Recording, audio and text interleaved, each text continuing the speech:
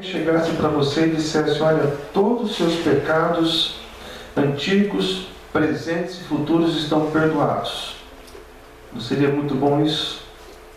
Não seria uma maravilha receber essa notícia? Você receber a notícia de que o peso do seu pecado, tanto que passou, tanto que está agora, quanto o futuro, estão perdoados. Seria algo maravilhoso receber essa notícia. Mas eu diria para vocês que essa notícia já foi dita, ela já veio, ela já foi anunciada. Isso já fazem 2000 anos, nós temos essa certeza.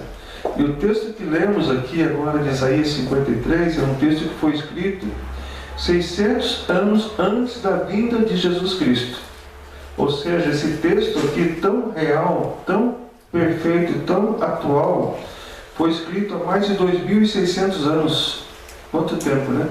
E ele veio aqui para pagar o preço dos nossos pecados. Mas tem aqui uma mensagem, logo no primeiro versículo, diante desse acontecimento, nós podemos observar aqui no versículo 1, que nem todos dão crédito a essa mensagem, nem todos acreditam nessa mensagem. Porque o versículo 1 diz assim: quem creu em nossa pregação, e a quem foi revelado o braço do Senhor? Será que muitos acreditam nessa mensagem hoje? Não. Nem todos acreditam. Muitos até pensam: mas que maravilha saber dessa mensagem, mas nem todos acreditam. E nós temos também uma passagem lá de Romanos capítulo 10, versículo 16, que diz que mas nem todos deram ouvidos ao Evangelho. Pois Isaías diz: Senhor, quem deu crédito à nossa mensagem ou à nossa pregação? Essa mensagem de Romanos foi escrita depois, bem depois da vida de Cristo. E até hoje, muitos não acreditam nessa pregação. Quantas pessoas você conhece que ouvem a palavra de Deus, sabe que existe uma mensagem que cura, que liberta, que transforma, mas não dão crédito? E Romanos vai dizer, inclusive, voltando aqui para o texto de Romanos, capítulo 10, ele vai dizer que a mensagem de Cristo tem sido pregada pelo mundo inteiro. Romanos 10 diz assim, versículo 17: e assim a fé vem pela pregação, e a pregação pela palavra de Cristo. Mas pergunto: porventura não ouviram? Sim, por certo. Por toda a terra se fez ouvir a sua voz e as suas palavras até os confins do mundo. Então nós sabemos que a palavra de Deus, ela tem sido anunciada de diversas maneiras. E aqui é o lugar onde a palavra de Deus é anunciada. Amém? Aqui nós temos subido nesse lugar para ouvir a palavra que transforma, que cura e que liberta. Mas muitos de nós têm descido sem essa transformação. Por que será? Porque não dão crédito a essa mensagem. Porque não acreditam nessa mensagem. Então nós temos que buscar aqui acreditar. O texto fala também, tem uma passagem de João capítulo 12, se o Kevin puder abrir lá para nós, projetar. João capítulo 12, versículo 37 a 43.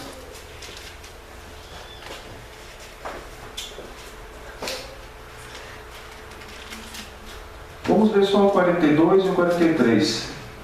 Diz assim, vamos ler um pouco antes, porque fala exatamente sobre isso aqui. 37.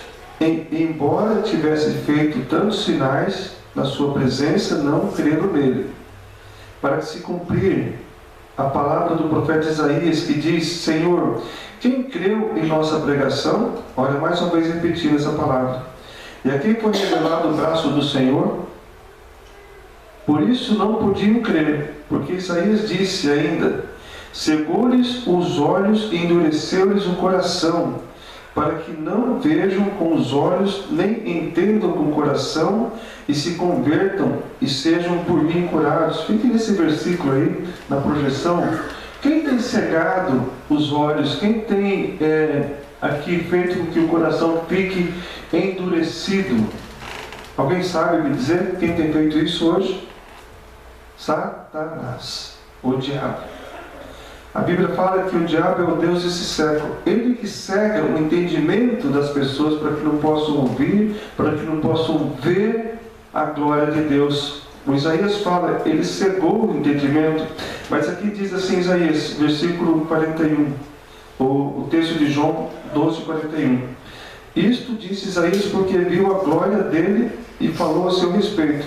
Contudo, muitos dentre as próprias autoridades creram nele, mas por causa dos fariseus não o confessaram para não ser expulso da sinagoga, porque amaram mais a glória dos homens do que a glória de Deus. Então, nesse texto aqui nós temos a verdade que hoje muitas pessoas têm agido como crentes secretos, crente secreto. Muitas pessoas não conseguem, não confessam Cristo como Salvador porque tem vergonha, ou porque tem medo de ser expulso, não da sinagoga, mas do grupo de amizade. Prefere ficar ocultamente na vida, sem buscar a Cristo, sem confessar a Cristo Salvador. Isso é o que acontece no dia de hoje. Mas voltando lá para Isaías 53, nós temos também, diante desse acontecimento da vida de Cristo, além de muitos não darem crédito à pregação dessa mensagem, muitos creem que a aparência de Jesus Cristo não era tão desprezível assim. Muitos pintam, você pode ver alguns retratos, algumas fotos, geralmente colocam lá Jesus Cristo belo, né? Bonito, maravilhoso. Mas será que ele era assim? O texto fala no versículo 50, capítulo 53, versículo 2. Porque foi subindo como renovo perante ele, como a raiz de uma terra seca, não tinha o que? Aparência, nem formosura. Olhamos-no, mas nenhuma beleza havia que nos agradasse. É interessante notar que nesse texto fala pela aparência física de Jesus Cristo. Ele era desprezado. Ele era, conforme diz o texto aqui, uma aparência que não tinha formosura. Mas o que impactava as pessoas? O falar de Jesus Cristo. Aquilo que ele falava, aquilo que estava dentro dele é o que mais importava para as pessoas. Então nós temos aqui esse texto que fala dessa forma. Muitos não creem que a aparência de Jesus Cristo era tão desprezível. Geralmente quando você olha para um herói ou pensa no herói, pensa na pessoa forte, né? Bonita, mas não. Jesus Cristo não tinha essa aparência de beleza que pudesse agradar as pessoas que estavam ali olhando para ele. Mas também, no versículo 3 diz assim, ele era desprezado e o mais rejeitado entre os homens, homem de dores, e que sabe o que é padecer, e como um de quem os homens escondem o rosto, era desprezado e dele não fizemos caso algum. Então nós temos mais uma vez aqui o desprezo, nós temos aqui mais informando que os homens escondiam o rosto dele. Então nós temos aqui também uma grande verdade, que muitos tinham várias reações diante de Jesus Cristo. Quando ele estava sendo crucificado, eu coloquei aqui alguns versículos que falam assim, muitos olhavam para ele com indiferença e desprezo. Está lá em Lucas capítulo 23, 33 a 35. Não vamos ler o texto em função do tempo. Mas muitos olhavam com indiferença e desprezo. Alguns olhavam com convicção de que ele estava sendo castigado porque era justo, ele merecia, porque ele blasfemava diante dos homens, blasfemava diante de Deus, segundo alguns. Alguns olhavam com admiração pela sua obediência sem limites. Alguns olhavam com tristeza porque aquele que veio para salvar estava ali para morrer. Alguns olhavam arrependidos, reconhecendo a injustiça que fizeram. Lucas 23, 44 a 48. Alguns olhavam com tristeza, porém com a convicção, porque acreditavam que ele era o Cristo, o enviado de Deus. Então, diante da cruz, tivemos ali várias reações, enquanto Cristo estava sendo crucificado. Alguns zombavam, alguns escarneciam, os que estavam crucificados do lado direito e do lado esquerdo também começaram a escarnecer, mas no final um deles se arrependeu e confessou a Cristo como Salvador. Então a zombaria existia naquele momento. Será que hoje Ainda existe zombaria ou não? Será que muitos desprezam essa mensagem? Com certeza. Muitos podem até falar, mas eu creio nessa mensagem, mas não vivem essa mensagem. Temos que viver essa mensagem. E o quarto ponto dessa mensagem, que nós estamos aqui, é Jesus, o substituto perfeito, está no versículo 5, Isaías 53. Versículo 5 diz: mas ele foi transpassado pelas nossas transgressões e moído pelas nossas iniquidades. O castigo que nos traz a paz estava sobre ele, e pelas suas pisaduras fomos o quê? Sarados. Qual que é a maior cura que precisamos hoje? É a cura física ou a cura da alma? Da alma. É a cura da alma. Eu sempre tenho falado que muitos de nós aqui vamos partir por uma enfermidade. Muitos de nós aqui vamos partir tomando remédio de uso contínuo. Mas a principal cura que Jesus Cristo nos dá, nos oferece, é a cura da alma. Porque o texto fala, fomos sarados. Pelas suas pisaduras, pelas suas feridas fomos sarados. Sarados da condenação do pecado. Essa é a mensagem que nós recebemos. Então, diante dessa mensagem, nós sabemos que Jesus Cristo foi o nosso substituto perfeito. Ele morreu em nosso lugar. E para confirmar isso, tem alguns textos também. Vou pedir para o Kevin colocar João 1:29. Vamos ler juntos aqui. João 1:29, para falar sobre substituto. Evangelho de João, capítulo 1, versículo 29. No dia seguinte, viu João a Jesus, que vinha para ele, e disse, vamos falar juntos? Eis o Cordeiro de Deus que tira o pecado do mundo. Então, falando de quem?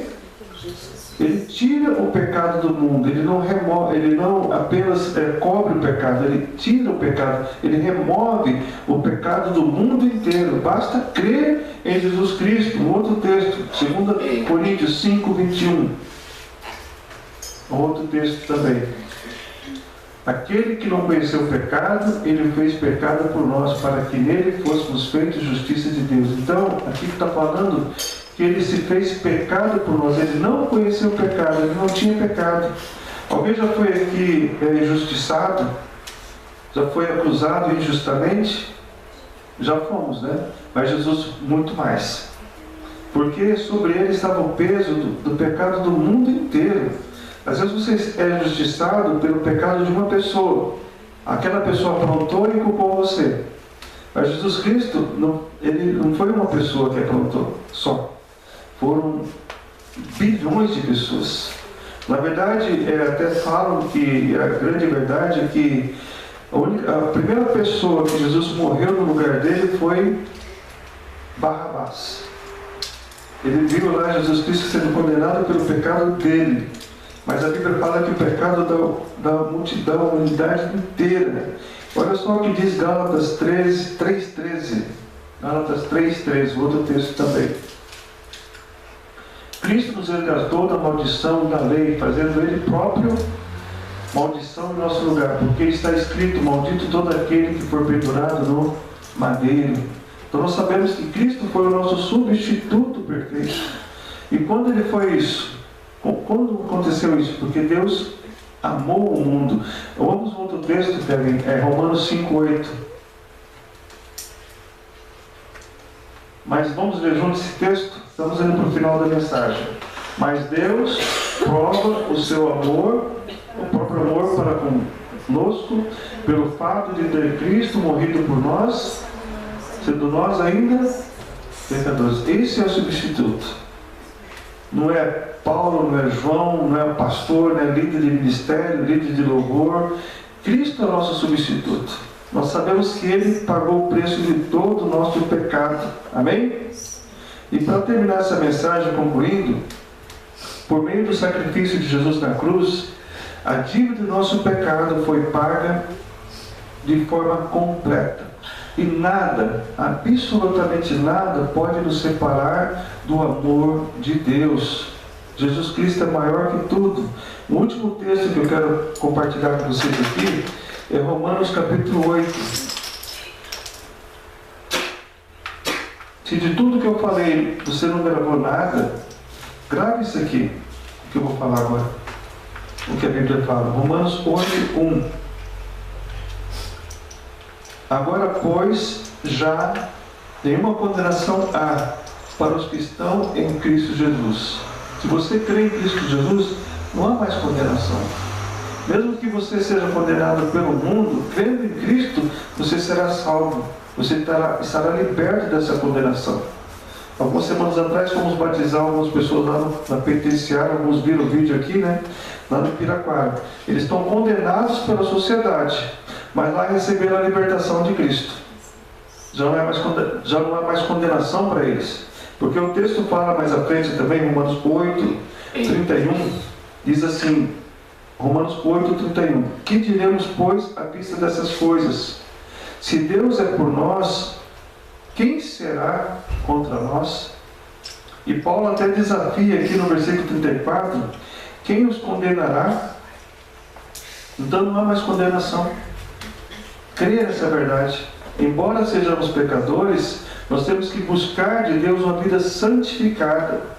Confessar diante de Deus todo o nosso pecado para viver uma vida pura, uma vida honesta diante da sociedade, diante de Deus. E o texto termina falando aqui, versículo 37. Em todas as coisas, Romanos 8:37. Em todas as coisas, porém, somos mais que vencedores por meio daquele que nos amou. Porque eu estou bem certo de que nem a morte, nem a vida, nem anjos, nem principados, nem coisa do presente, nem do porvir, nem poderes, nem a altura, nem a profundidade, nem qualquer outra criatura poderá nos separar de quem? Do amor de Deus que está em Cristo Jesus, nosso Senhor. Então nada poderá nos separar desse amor. Então nós sabemos que Cristo é o nosso substituto perfeito. Ele morreu em nosso lugar. Ele deu a vida para que nós pudéssemos ter vida. Ele morreu para que nós pudéssemos ter vida. Amém? Vamos agora orar para o momento da ceia. Que Deus possa abençoar esse momento que nós vamos compartilhar também a ceia do Senhor. Curva sua cabeça, feche seus olhos, vamos participar. Senhor Deus, nós te agradecemos pela tua palavra. E nesse momento, Deus, pedimos que o Senhor abençoe esse período que faremos agora da ceia do Senhor. Que seja um momento em que possamos lembrar da morte sacrificial de Cristo, no partir do pão, no beber do cálice, que tudo, Deus, que fizemos agora seja conforme a sua vontade. Nós te agradecemos e pedimos no nome de Jesus Cristo. Amém? Amém. Antes de participar, o texto que nós sempre lemos é 1 Coríntios 11, a partir do versículo 23. Mas antes de participar, nós sempre damos nesse momento o pré-requisito para participar da ceia do Senhor. E o pré-requisito é que você seja uma pessoa salva em Jesus Cristo, que é tomado essa decisão recebendo Ele como Salvador. Você pode participar da mesa. O segundo pré-requisito é que você tenha sido batizado nas águas. E o terceiro, que você esteja em comunhão com Deus e com a igreja. E o quarto pré-requisito é que você faça o autoexame. O texto de 1 Coríntios 11:28 diz: examine-se, pois, o homem a si mesmo, e assim coma do pão e beba do cálice. Então, Jesus Cristo está aqui para participar conosco dessa mesa. Nós estamos participando dessa mesa, mas lembrando que Ele morreu por nós. É o momento do autoexame, de lembrar da morte sacrificial de Cristo. Não voltou. Nós vamos agora orar pelo pão, que simboliza o corpo de Cristo. Pedir o Michel para levar a Deus em oração. Enquanto nós cantamos, vocês vão receber a ceia, mas antes ele vai orar aqui pelo pão que simboliza o corpo de Cristo. Jesus, Pai, venhamos reconhecer, Senhor, tudo aquilo que o Senhor fez e continua fazendo por nós. Em nome de Jesus. Amém. Enquanto cantamos, vamos servir a ceia. Você pega o pão e aguarde até que todos sejam servidos.